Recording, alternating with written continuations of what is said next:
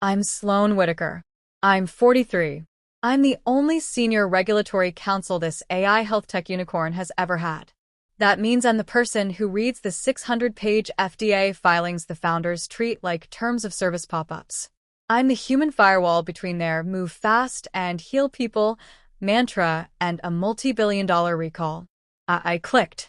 Hi, Sloan. Your contributions continue to be exceptional. Unfortunately, due to runway optimization for the upcoming Series E, your equity refresh and salary adjustment have been paused until further board review. We'll reconnect in Q1. Warmly, Beckett, Chief People Officer. Paused until further board review. Translation: never. This was year 5. Year 1, macro uncertainty. Year 2, post-IPO lockup. Now this. Meanwhile, I just approved a $28,000 signing bonus for a 27-year-old prompt engineer who thought hippo was a type of hummus. I closed the laptop, slipped on my noise-canceling headphones, and felt the ice-cold click behind my eyes. Not rage, just perfect, crystalline focus. They thought I was the furniture. Quiet, functional, forgettable. They forgot furniture can have load-bearing beams. My gaze drifted to the celebration wall where the execs were popping champagne for the Apollo Health contract. $110 million, 5-year exclusive for our diagnostic AI across every major hospital system on the Eastern Seaboard. The deal that minted Helix Nova's unicorn horn. The deal whose 180-page addendum I wrote alone at 3 a.m. 4 years ago when we were 3 weeks from running out of cash. I remembered Exhibit F, paragraph 22b. The founder protection clause I'd buried in 9-point Calibri to keep predatory acquirers from stripping the IP. If we ever hit 4 consecutive quarters of 99.8% diagnostic accuracy on greater than 10 million patient records, ownership of the core model reverted to the original drafter, me, with a 1% perpetual gross revenue share, unless waived in writing. I stood. My chair rolled back with a soft hiss that somehow silenced the entire growth squad. I walked straight to the server vault. Badge still worked. They never remembered to deprovision the person who writes the deprovisioning policy. The Apollo binder was crimson, 3 inches thick, still smelling faintly of the panic sweat from 2021.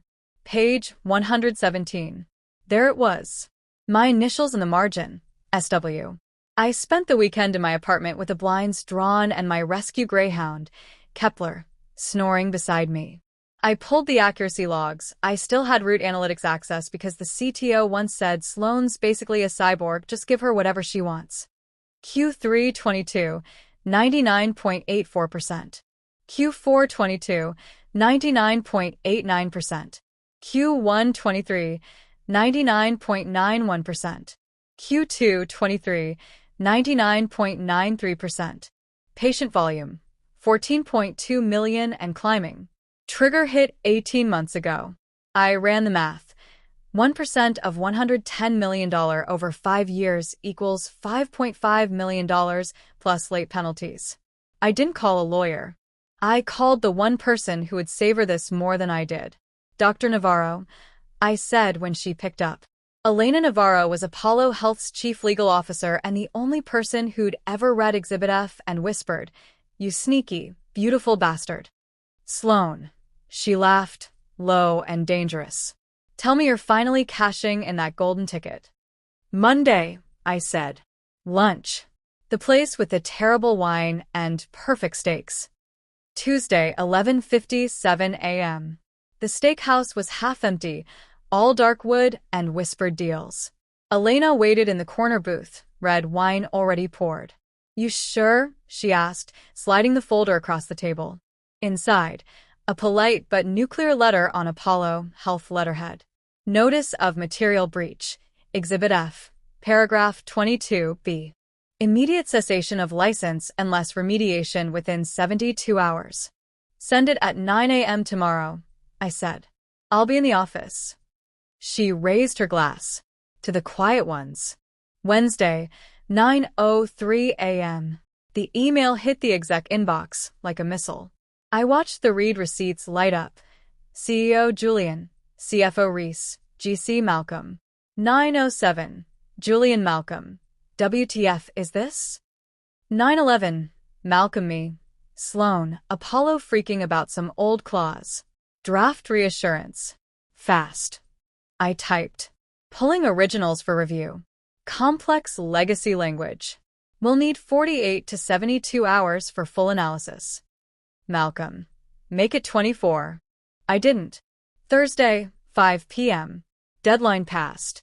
Apollo froze the $22 million quarterly payment. Friday, all hands. Julian on stage. Hoodie and fake humility. Big wins ahead. The back doors slammed open. Elena and 2 Apollo suits marched in like the apocalypse had a dress code. Julian froze mid-sentence. Elena didn't need the mic. Julian Park? You're served.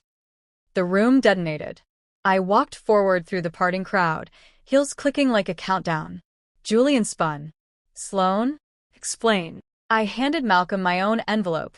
Counsel's letter, whistleblower protection, demand for $5.5 million plus penalties. Exhibit F, I said calmly. My clause. My model. My money. Malcolm tore it open, went corpse white. You wrote this.